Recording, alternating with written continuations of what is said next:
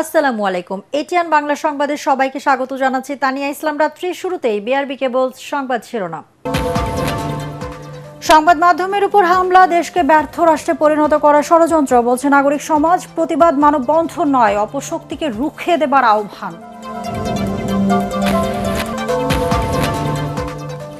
বর্তমান পরিস্থিতিতে ভোট উৎসবে বাধা নেই দাবি সিইসির। নির্বাচনের দিন এগিয়ে আসার সাথে সাথে আইন শৃঙ্খলা পরিস্থিতির উন্নতি হওয়ার আশা।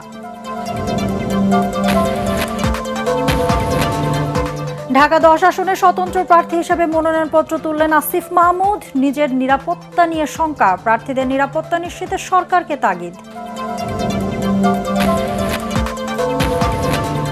এবং তারেক রহমানের স্বদেশ প্রত্যাবর্তনকে ঘিরে বগুড়ায় রাজনৈতিক অঙ্গনে খুশির হাওয়া। 18 বছর পর প্রিয় নেতাকে দেখার অপেক্ষায় নেতাকর্মীরা। শুনছিলেন বিআরবি কেবল সংবাদ শিরোনাম, এবারে বিস্তারিত। সংবাদ মাধ্যম ও সাংস্কৃতিক সংগঠনের কার্যালয়ে হামলা দেশকে ব্যর্থ রাষ্ট্রে পরিণত করার ষড়যন্ত্র বলে মন্তব্য করেছেন নাগরিক সমাজের প্রতিনিধিরা। এখন আর প্রতিবাদ মানববন্ধন নয়, অপশক্তিকে রুখে দিতে সরাসরি আন্দোলনে নামার তাগিদ দিয়েছেন তারা। রাজধানীর একটি হোটেলে সংবাদ সম্মেলনে পত্রিকা সম্পাদক, রাজনীতিবিদ ও বিশিষ্টজনরা বলেন, সব অপচেষ্টা ব্যর্থ করে দিয়ে সরকারকে তাদের সক্ষমতার প্রমাণ দিতে হবে। মিজান শাহজাহানের রিপোর্ট। প্রথম আলো, ডেইলি স্টার, ছায়ানট ও উদীচী কার্যালয়ে হামলার প্রতিবাদ জানাতেই এই যৌথ সংবাদ সম্মেলন করে পত্রিকা মালিকদের সংগঠন নোয়াপ ও সম্পাদক পরিষদ। এ সময় সংহতি জানিয়ে বক্তব্য রাখেন শিক্ষক, সাংবাদিক, রাজনীতিবিদ, বুদ্ধিজীবী, ব্যবসায়ী, মানবাধিকার ও সংস্কৃতি কর্মীরা। তারা চেয়েছেন মধ্যযুগীয় কায়দায় আগুন, চারপাশ থেকে আগুন লাগিয়ে যাদের সঙ্গে তাদের মতান্তর তৈরি হয় তাদেরকে পুড়িয়ে হত্যা করা। অনির্বাচিত সরকারের শাসন করার যোগ্যতা, ক্ষমতা থাকে ততক্ষণ যখন তার নৈতিক বৈধতা থাকে। এই ঘটনার ভিতর দিয়ে বর্তমান সরকার তার নৈতিক বৈধতা অনেক ক্ষেত্রেই হ্রাস করে ফেলেছে। আমার সরকারের কাছে প্রশ্ন, আজকে কিন্তু বাংলাদেশের মানুষের নিরাপত্তার প্রশ্ন, জাতীয় নিরাপত্তার প্রশ্ন। অবশ্যই গণমাধ্যম স্বাধীনতা, মানুষের মৌলিক স্বাধীনতা, পুরো স্বাধীনতার যে পুরো সকল ক্ষেত্র আছে, পুরো কাঠামো আঘাতের সম্মুখীন। বিএনপি মহাসচিব মির্জা ফখরুল ইসলাম আলমগীর বলেন, এখন এই ষড়যন্ত্রকারীদের রুখে দেবার উপযুক্ত সময়। একাত্মতা ঘোষণা করা নয়, মানববন্ধন করে সংহতি প্রকাশ করা নয়, আজকে সর্বক্ষেত্রে সর্বশক্তি নিয়ে আপনারা যারা বাংলাদেশকে ভালোবাসেন তারা সবাই ঐক্যবদ্ধ হন। এই অপশক্তিকে রুখে দিতে হবে। এনসিপির আহ্বায়ক নাহিদ ইসলাম বলেন, সংবাদ মাধ্যমের উপর হামলার উস্কানিদাতাদের বিরুদ্ধে ব্যবস্থা নিতে হবে। সরকারের ভিতরে একটা অংশের এখানে সংশ্লিষ্টতা রয়েছে, সমাজে এটার পক্ষে সম্মতি তৈরি করা হয়েছিল অনেকদিন ধরে এবং এটার সাথে রাজনৈতিক ব্যাকআপও আছে। জুলাই গণ অভ্যুত্থানের নামে এই ধরনের কোনো কিছু আমরা বিন্দুমাত্র অ্যালাউ করব না। জামাতের সহকারী সেক্রেটারি জেনারেল এহসান মাহবুব জোবায়ের আশঙ্কা জানান, পতিত সরকার নির্বাচন বানচালে ষড়যন্ত্র করছে। জাতীয় সংসদ নির্বাচনকে ভণ্ডুল করার জন্য, প্রশ্নবিদ্ধ করার জন্য এই ধরনের একটি চক্রান্ত ষড়যন্ত্র হচ্ছে। পতিত স্বৈরাচার তার সমস্ত শক্তি নিয়ে এখনো সক্রিয় আছে। দেশে এবং বিদেশে সব জায়গা থেকে বসেই তারা এই সমস্ত কাজগুলো করছে। সম্পাদক পরিষদের সাধারণ সম্পাদক ও দৈনিক বণিক বার্তার সম্পাদক দেওয়ান হানিফ মাহমুদের সঞ্চালনায় নোয়াব সভাপতি এ কে আজাদ বলেন, সংবাদ মাধ্যম ও সাংবাদিকদের নিরাপত্তা জোরদারের দায়িত্ব সরকারকেই নিতে হবে। জনাব মাহবুজানাম এখানে আছেন। প্রথম আলোতে প্রথম আগুন দেওয়া হয়, তখন উনি ভেবেছেন যে এরপরে প্রথম ডেইলি স্টারে যাবে প্রথম আলো আগুনের পরে।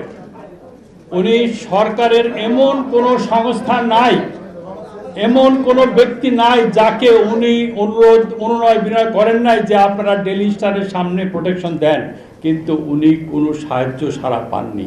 যখন পেয়েছেন পুরার পরে পেয়েছেন। সংবাদ সম্মেলন শেষে কারওয়ান বাজার সার্ক ফরার সামনে মানববন্ধন করেন নাগরিক সমাজের প্রতিনিধিরা। মিজান শাহজাহান, এটিএন বাংলা, ঢাকা। প্রথম আলো ডেইলি স্টার কার্যালয়ে হামলার ঘটনায় সরাসরি জড়িত 17 জনকে গ্রেপ্তার করেছে পুলিশ। সিসি ফুটেজ দেখে সবাইকে শনাক্ত করা হয়েছে বলে জানিয়েছেন জেএমপির অতিরিক্ত কমিশনার এসএন মোহাম্মদ নজরুল ইসলাম। দুপুরে জেএমপির মিডিয়া সেন্টারে সংবাদ সম্মেলনে তিনি জানান, গ্রেপ্তারকৃত সবাই হামলার ঘটনায় সরাসরি জড়িত ছিল। ভিডিও ফুটেজ দেখে এই পর্যন্ত মোট 31 জনকে শনাক্ত করা হয়েছে বলেও জানান তিনি। তবে হামলা না ঠেকানোর ব্যর্থতা নিতে রাজি নয় পুলিশ। সাংবাদিকদের প্রশ্নের জবাবে জেএমপির এই কর্মকর্তা বলেন, সহিংসতা এড়াতেই অ্যাকশনে যায়নি পুলিশ। তাদের মূল লক্ষ্য ছিল হতাহত এড়ানো। নগরবাসীকে নিরাপত্তা দিতে জেএমপি সক্ষম বলেও দাবি করেন নজরুল ইসলাম। রাজনৈতিক সম্পৃক্ততা আমি খুঁজতে চাচ্ছি না। আমি চাচ্ছি এরা দুষ্কৃতিকারী, তারা আইন ভঙ্গ করছে, আইন নিজের হাতে তুলে নিছে। বাংলাদেশের প্রচলিত যে আইন, যে বিচার ব্যবস্থা, সেই বিচার ব্যবস্থায় তাদের বিচার নিশ্চিত করা হলো, সে যে দলেরই হোক, যে মতেরই হোক। বর্তমান পরিস্থিতিতে ভোট উৎসবে বাধা নেই দাবি করে প্রধান নির্বাচন কমিশনার এএমএম নাসির উদ্দিন বলেছেন, নির্বাচনের দিন এগিয়ে এলে আইন শৃঙ্খলা পরিস্থিতিরও উন্নতি হবে। প্রার্থী ও ভোটারদের শঙ্কিত না হতে আশ্বস্ত করেছেন সিইসি। দেশে প্রথমবারের মতো পোস্টাল ভোটিং পদ্ধতি হওয়ায় রেজিস্ট্রেশন প্রক্রিয়ায় কিছুটা সমস্যা হলেও এর কার্যক্রম নিয়ে সন্তুষ্ট নির্বাচন কমিশন। আরও জানাচ্ছেন মুশফিকুর রহমান। প্রবাসী ভোটারদের জন্য পোস্টাল ভোটিং নিয়ে নির্বাচন কমিশনের কার্যক্রমের অংশ হিসেবে দুপুরে তেজগাঁও মেইল প্রসেসিং সেন্টার পরিদর্শন করেন প্রধান নির্বাচন কমিশনার, ইসি সচিব সহ অন্যান্য নির্বাচন কমিশনাররা। পরে সিইসি বলেন, অনেক চ্যালেঞ্জ মোকাবেলার পর প্রবাসীদের জন্য ভোটের আয়োজন করা হচ্ছে। অভিজ্ঞতা না থাকায় সঠিকভাবে রেজিস্ট্রেশন করাটা কঠিন ছিল বলে স্বীকার করেন প্রধান নির্বাচন কমিশনার। অতীতে তো এরকম অভিজ্ঞতা নাই। ধরেন ফর এক্সাম্পল মিডল ইস্টে যারা আছেন তারা প্রপারলি রেজিস্ট্রেশনটা করতে পারতেছিলেন না প্রথম। এখন অনেক সমস্যা সহজ হয়ে আসছে। আমরা ক্লারিফিকেশন দিয়েছি, যেখানে প্রবলেম হয়েছে আমাদের এক্সপার্টরা সেটা অ্যাড্রেস করেছেন। এখানে সাইবার অ্যাটাক হয়েছে, আমাদের এক্সপার্টরা অ্যাড্রেস করেছেন। কোনো অসুবিধা হয় না ইনশাল্লাহ। সিস্টেম ইজ ওয়ার্কিং এবং আমাদের তরফ থেকে যে ক্লারিফিকেশন দেওয়া হয়েছে এবং এগুলো যাতে ফিক্স করার যে উদ্যোগ নেওয়া হয়েছে, তাতে করে ইনশাল্লাহ সাকসেসফুলি আমরা রেজিস্ট্রেশনটা সম্পন্ন করতে পেরেছি। তার আশা, ভোটের দিন ঘনিয়ে আসার সাথে সাথে আইন শৃঙ্খলা পরিস্থিতি আরও উন্নতি হবে, ভয় কেটে যাবে প্রার্থী ও ভোটারদের। আগামী 3 দিনের মধ্যে যদি আরও রেজিস্ট্রেশন হয় তাহলে আমাদের সন্তুষ্টি আর একটু বাড়বে, ভয় কেটে যাবে। দিন যতই ভোটের দিন ঘনিয়ে আসবে আপনারা দেখবেন ইনশাল্লাহ আইন শৃঙ্খলা পরিস্থিতি উন্নতি হবে, অসুবিধা হবে না ইনশাল্লাহ। দেখবেন আমরা তো কনফিডেন্ট আছি। রেজিস্ট্রেশন প্রক্রিয়ায় কিছু সমস্যা হলেও পোস্টাল ভোটিং কার্যক্রম নিয়ে আশাবাদী ইসি। আগামী 3 দিনের মধ্যে প্রবাসী সবাইকে নিবন্ধন করার আহ্বান জানান সিইসি। মুশফিকুর রহমান, এটিএন বাংলা, ঢাকা। মবতন্ত্র সহ যে কোনো সন্ত্রাসী কার্যক্রম দমনের মাধ্যমে জাতীয় নির্বাচনের পরিবেশ নিশ্চিত করতে সরকারের কাছে দাবি জানিয়েছেন বিএনপির সিনিয়র যুগ্ম মহাসচিব রুহুল কবির রিজভী। জাতীয়তাবাদী মুক্তিযুদ্ধের প্রজন্মের নতুন দায়িত্ব পাওয়া নেতাদের নিয়ে দলের প্রতিষ্ঠাতা সাবেক রাষ্ট্রপতি জিয়াউর রহমানের সমাধিতে শ্রদ্ধা নিবেদন শেষে তিনি এসব কথা বলেন। ওসমান হাদির খুনিদের গ্রেফতার করতে না পারায় ক্ষোভ জানিয়ে রিজভী বলেন, ফ্যাসিবাদের দোসররা এখনো অন্তর্বর্তী সরকারকে নানাভাবে নিয়ন্ত্রণ করছে।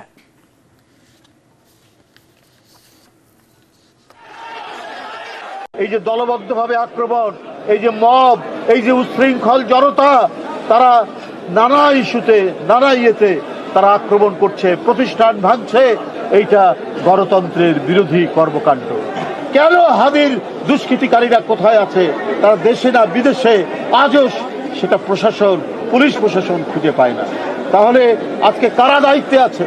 মবক্রেসি বন্ধ করতে হবে, বন্ধ করে মানুষের মধ্যে শান্তি, স্বস্তি এবং ফেব্রুয়ারিতে অবাধ সুষ্ঠু নির্বাচন, ইনক্লুসিভ নির্বাচন, এই নির্বাচনের পরিবেশ নিশ্চিত করতে হবে।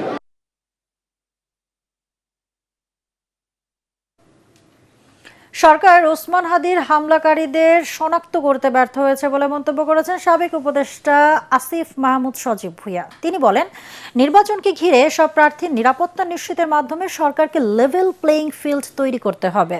সকালে ঢাকা 10 আসনের স্বতন্ত্র প্রার্থী হিসেবে মনোনয়নপত্র সংগ্রহের পর আসিফ মাহমুদ এসব কথা বলেন। এ সময় সাংবাদিকদের প্রশ্নের জবাবে তিনি অভিযোগ করেন, একটি পক্ষ নির্বাচন বানচালের চেষ্টা করছে, যারা আওয়ামী লীগকে ছাড়া নির্বাচন করতে চায় না।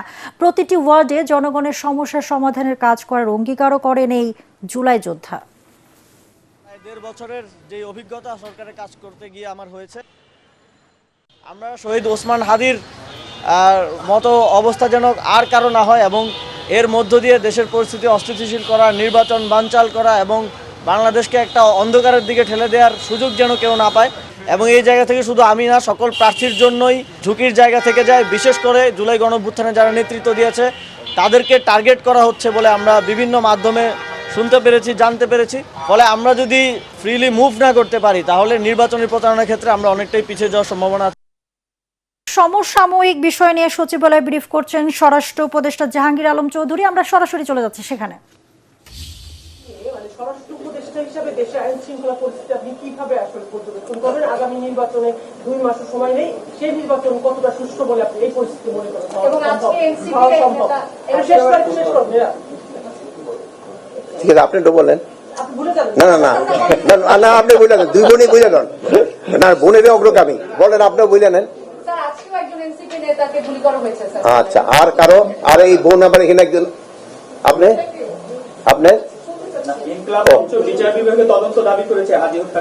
আচ্ছা, আর না না, আমি ভুলে যাওয়াই দরকার। আর আর শুনেন, বলেন। শরীফ ওসমান হাদির হত্যাকারী দেশের বাইরে আছে,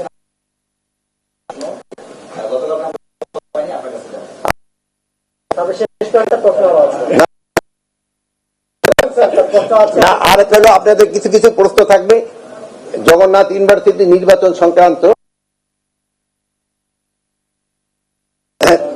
এখন হলো গতকাল কিন্তু আমরা একটা প্রেস ব্রিফিং আপনাদের করা হয়েছে এবং ওখানে যারা যারা এটার সাথে মানে ওদের থেকে তো আমি ইনফরমেশন পাই, মানে মেইন লোকগুলি আপনাদের ওই ইনফরমেশনটা দিচ্ছে। ওইটা ছাড়া আমার কাছে এক্সট্রা কোনো ইনফরমেশন নেই। একদিনে ওইরকম কোনো পরিবর্তন হয় নাই, একদিনে আর ওইরকম কোনো পরিবর্তন। যেমন প্রথম আলো এটা পরিবর্তন আছে যে সকাল পর্যন্ত আমাদের ছিল 10 জন, এখন হয়ে গেছে 17 জন। তারপরে আপনার হিসেবটা যেটা ওই কি বলে 30 সালের ওখানে যে ময়মনসিংহে হলো, ওই ঘটনাটায় অলরেডি আমরা কিন্তু র্যাব 7 জন এবং পুলিশ 3 জন অ্যারেস্ট করা হয়েছে। প্লাস ওই যে নোয়াখালীর লক্ষ্মীপুরের ঘটনাটা কিন্তু তদন্ত চলতেছে। এটা এক একজনে এক এক রকম কথা বলতেছে, বাট তদন্তের পরে বোঝা যাবে এই অ্যাকচুয়াল কি ঘটনাটা। আর একটা হলো খুলনা, খুলনার একটা ঘটনা ঘটছে, ওটাও মানে কিছুক্ষণ আগেই ঘটছে, মানে 10টা সাড়ে 10টার দিকে 11টার দিকে ঘটছে। আমরা এই অলরেডি আমি কেএমপি কমিশনারের সাথে কথা বলছি, উনি পুরো ঘটনাটা বিস্তারিত জেনে আমাদের জানাবে।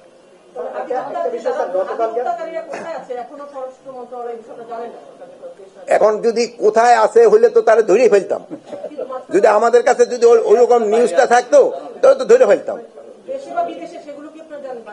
এখন কোথায় আছে এই জন্য দেশও থাকতে পারে, বাইরেও থাকতে পারে, বাট আমরা একজাক্ট লোকেশন যদি জানতে পারলাম তো এখন হলো উনি বৈধ পথে যায় নাই, এখন অবৈধ পথে গেছে কিনা এটা তো আমি বলতে পারবো না। এখন বলেন, জাকসু বলেন। হ্যাঁ বলেন।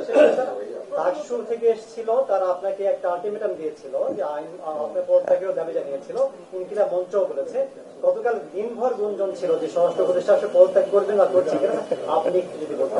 আপনার দিনমনকে গুঞ্জন শুনছেন, তো গুঞ্জনটা কি?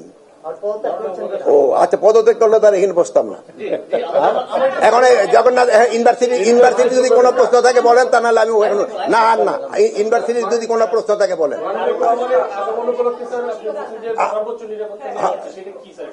সর্বোচ্চ নিরাপত্তা ব্যবস্থা এখন সব আপনার বলে দেওয়া যাবে না, নিরাপত্তা ব্যবস্থা না হবে।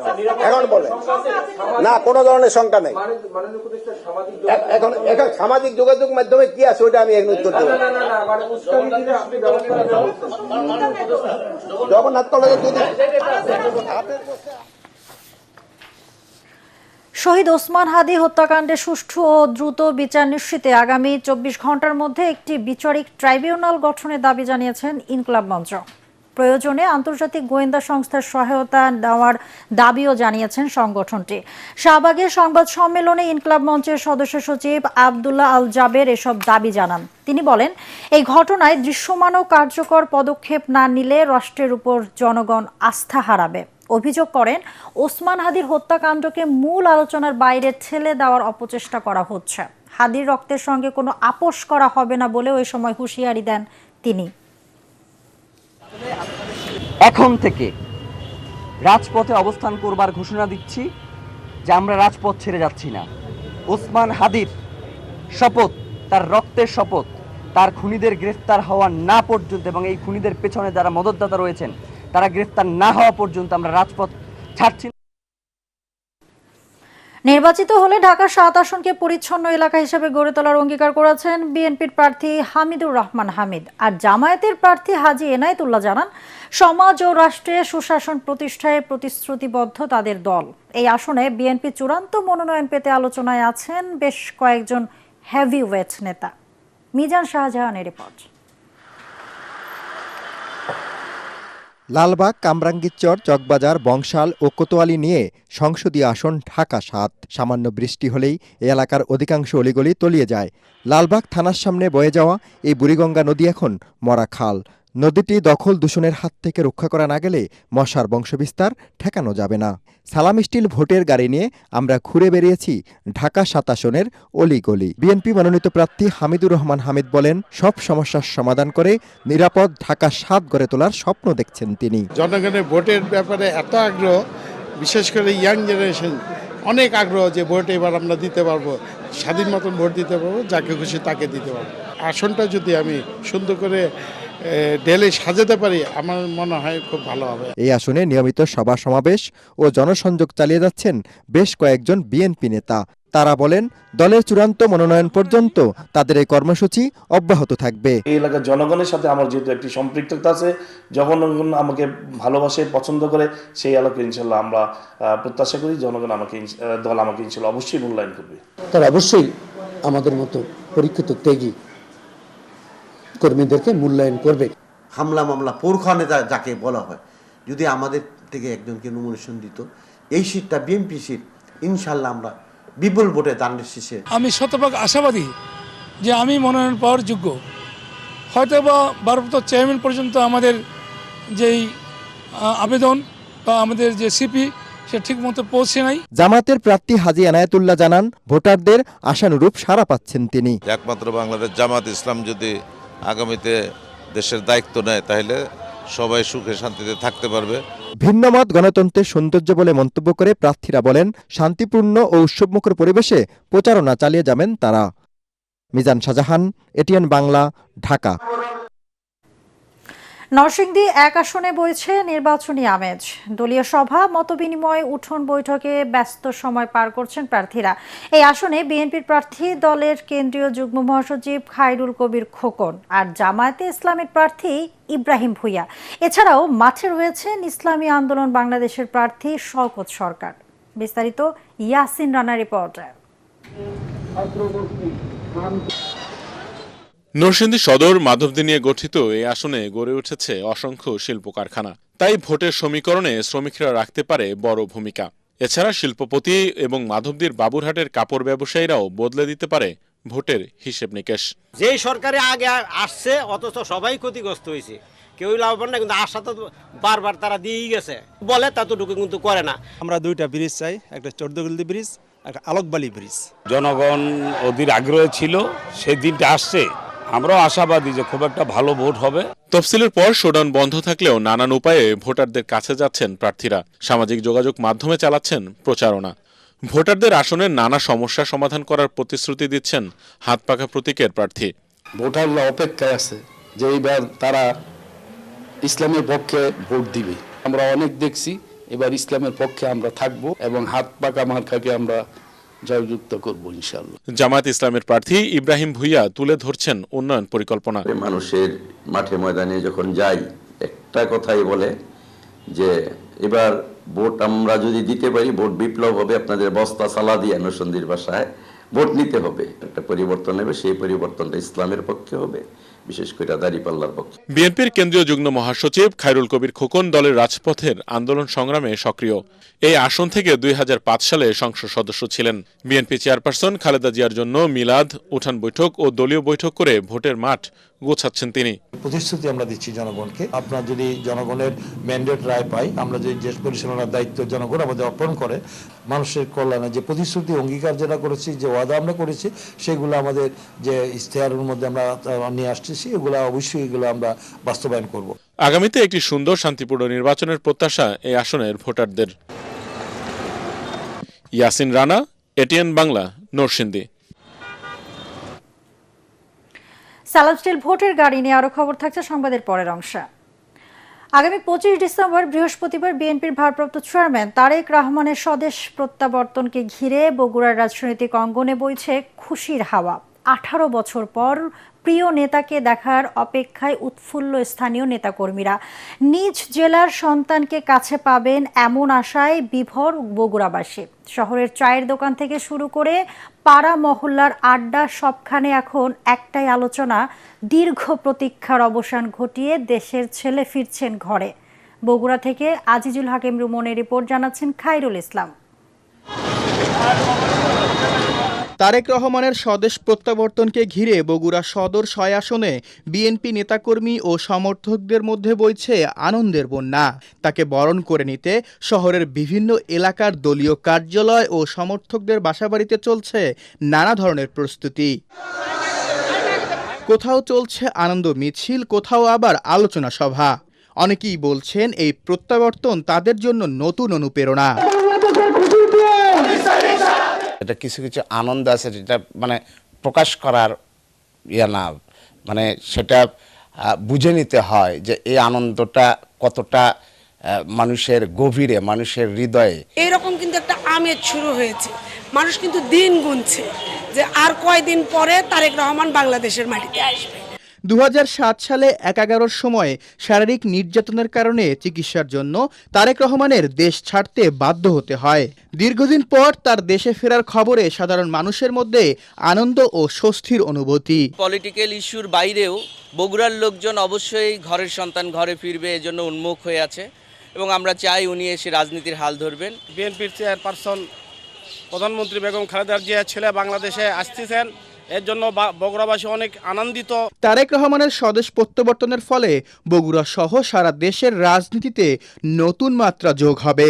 বগুড়ার মানুষ তারেক রহমানকে বগুড়ায় স্বাগত জানাবে। তারেক রহমান বলেছিলেন জনগণের সরকার চাই, একটি নির্বাচিত সরকার চাই, জনগণের ম্যান্ডেট নিয়ে যারা ক্ষমতায় আসবে তারাই দেশ পরিচালনা করবে। দীর্ঘদিন অবহেলিত বগুড়াবাসীর ভাগ্য উন্নয়নে এবার নতুন ছোঁয়া লাগবে, এমনটাই প্রত্যাশা করছেন সাধারণ মানুষ। অপেক্ষার প্রহর গুনছেন বগুড়াবাসী।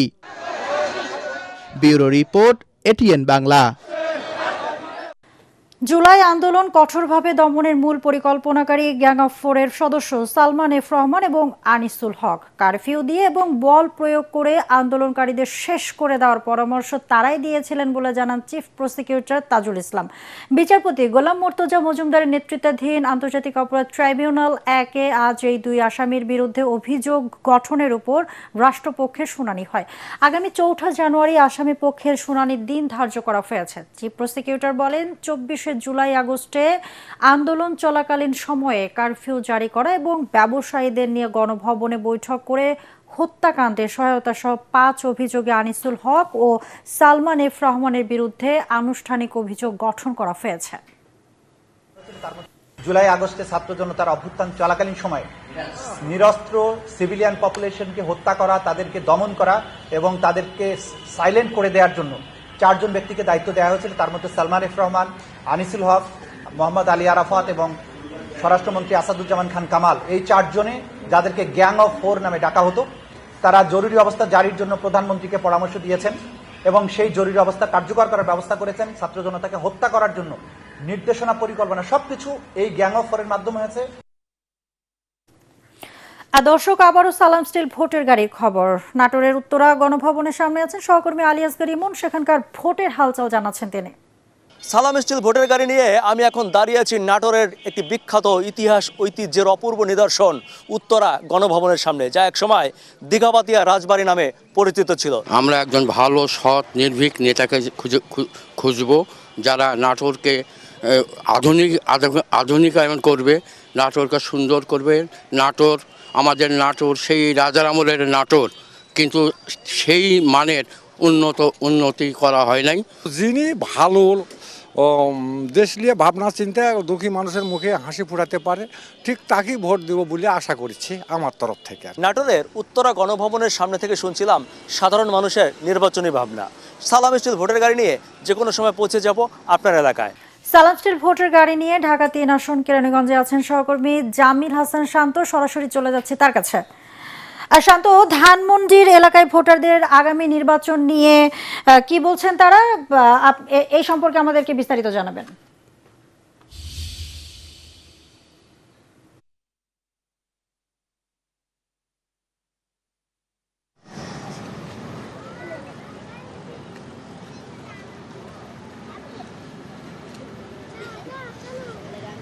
সালাম স্টিল ভোটের গাড়ি নিয়ে আমি বর্তমানে অবস্থান করছি হাসনাবাদ কেরানীগঞ্জে।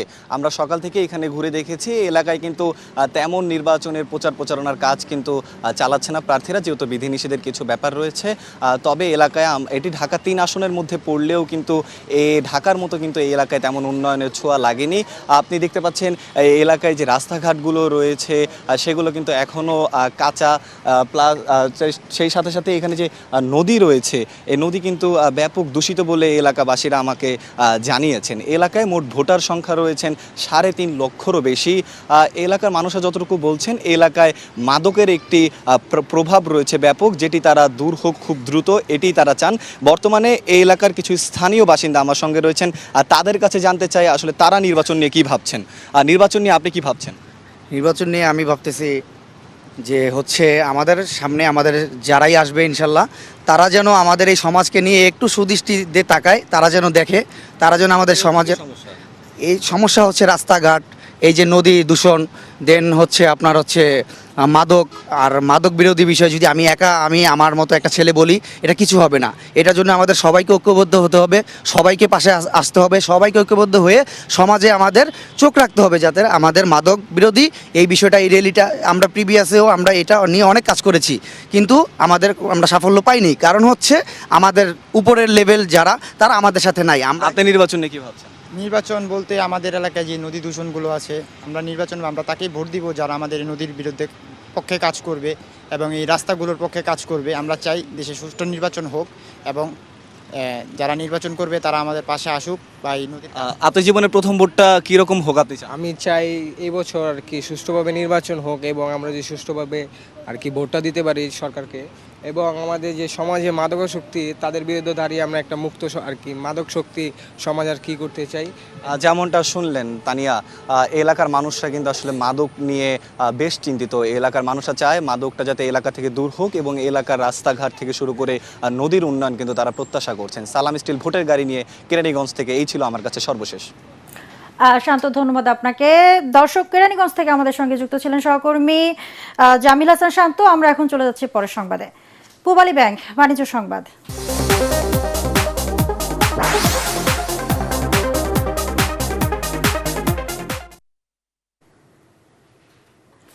জয়পুরহাট ও শেরপুরের হাটবাজারে শীতকালীন সবজির সরবরাহ বেড়ে যাওয়ায় দাম অনেক কমেছে।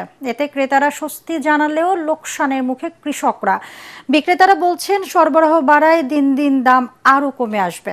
বর্তমানে জয়পুরহাটে খুচরা বাজারে বাঁধাকপি ও ফুলকপি বিক্রি হচ্ছে প্রতিটি 15 থেকে 20 টাকা, বেগুন ও শিম বিক্রি হচ্ছে 30 থেকে 40 টাকা কেজি। এছাড়া মূলা 20, টমেটো 70, নতুন আলু 25 টাকা কেজিতে বিক্রি হচ্ছে। এদিকে শেরপুরের বাজারে ফুলকপির দামে ধস নেমেছে। শেরপুর শহরে শহীদ মুক্তিযোদ্ধা স্মৃতি স্টেডিয়াম সংলগ্ন পাইকারি বাজারে প্রতি কেজি ফুলকপি সর্বোচ্চ 10 টাকা কেজি দরে বিক্রি হচ্ছে।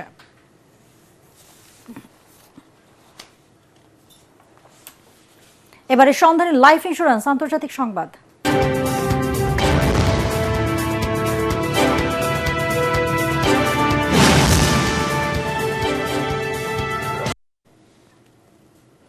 ফিলিস্তিনের গাজা উপত্যকায় চলমান যুদ্ধবিরতির মধ্যে প্রস্তাবিত এই রাষ্ট্রের অপর অংশ পশ্চিম তীরে নতুন 19টি বসতি স্থাপনের অনুমোদন দিয়েছে ইসরায়েল। দেশটির অর্থমন্ত্রী বেজালেল স্মোটরিচ বিবিসিকে সাক্ষাৎকারে এ তথ্য জানিয়েছেন। তিনি বলেন, ইসরায়েলের প্রতিরক্ষা মন্ত্রী ইসরায়েল কাজকে এই বিষয়ে একটি প্রস্তাব দিয়েছিলেন তিনি, গতকাল সেটি পাস হয়েছে। অর্থমন্ত্রী আরও জানান, প্রস্তাবিত স্বাধীন সার্বভৌম ফিলিস্তিন রাষ্ট্র প্রতিষ্ঠায় বাধা দিতে এই সিদ্ধান্ত নিয়েছে ইসরায়েল সরকার। নেতানিয়াহু সরকারের এই সিদ্ধান্তের নিন্দা জানিয়েছে সৌদি আরব। জাতিসংঘের মহাসচিব অ্যান্টনিও গুতেরেস এক বিবৃতিতে ইসরায়েলের এই সিদ্ধান্তের কঠোর সমালোচনা করেছেন।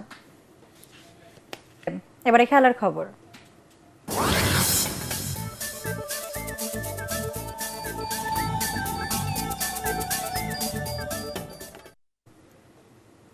ওয়েস্ট ইন্ডিজের চেষ্টা সফল হয়নি। মাউন্ট মর্গানি টেস্টেও শেষ দিনে ক্যারিবিয়ানদের 138 রানে অল আউট করে 323 রানের বড় ব্যবধানে জয় পায় নিউজিল্যান্ড। তাতে 3 ম্যাচের সিরিজ 2-0-তে জিতে নিল কিউইরা। 462 রানে জয়ের লক্ষ্যে আগের দিনের বিনা উইকেটে 43 রান নিয়ে দ্বিতীয় ইনিংসে ব্যাটিংয়ে নামে ওয়েস্ট ইন্ডিজ। দিনের বড় অংশ জুড়ে ধীর গতির ব্যাটিং করলেও পরাজয় ঠেকাতে পারেনি ক্যারিবীয়রা। 138 রানে অল আউট হয় তারা। দলের পক্ষে সর্বোচ্চ 67 রান করেন ব্র্যান্ডন কিং। প্রথম ইনিংসে নিউজিল্যান্ডের 8 উইকেটে 575 রানের জবাবে 420 রানে অল আউট হয়েছিল ওয়েস্ট ইন্ডিজ। 2 উইকেটে 306 রানে দ্বিতীয় ইনিংস ঘোষণা করেছিল কিউইরা। রানের ব্যবধানে ক্যারিবীয়দের বিপক্ষে এটি নিউজিল্যান্ডের সবচেয়ে বড় টেস্ট জয়। শেষ করার আগে বিআরবি কেবল সংবাদ শিরোনাম আরেকবার। সংবাদ মাধ্যমের উপর হামলা দেশকে ব্যর্থ রাষ্ট্রে পরিণত করার ষড়যন্ত্র, বলছে নাগরিক সমাজ। প্রতিবাদ মানববন্ধন নয়, অপশক্তিকে রুখে দেবার আহ্বান।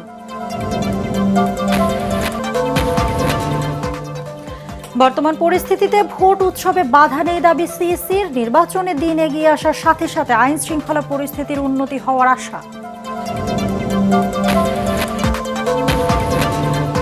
ঢাকা 10 আসনে স্বতন্ত্র প্রার্থী হিসেবে মনোনয়নপত্র তুললেন আসিফ মাহমুদ। নিজের নিরাপত্তা নিয়ে শঙ্কা, প্রার্থীদের নিরাপত্তা নিশ্চিতে সরকারকে তাগিদ। এবং তারেক রহমানের স্বদেশ প্রত্যাবর্তনকে ঘিরে বগুড়ায় রাজনৈতিক অঙ্গনে খুশির হাওয়া। 18 বছর পর প্রিয় নেতাকে দেখার অপেক্ষায় নেতাকর্মীরা। দর্শক, পরবর্তী সংবাদ দেখার আমন্ত্রণ জানিয়ে এখনকার মতো শেষ করছি। এটিএন বাংলা সংবাদ ইউটিউবে দেখতে ব্রাউজ করুন, youtube/ATN বাংলা নিউজ। ধন্যবাদ সবাইকে।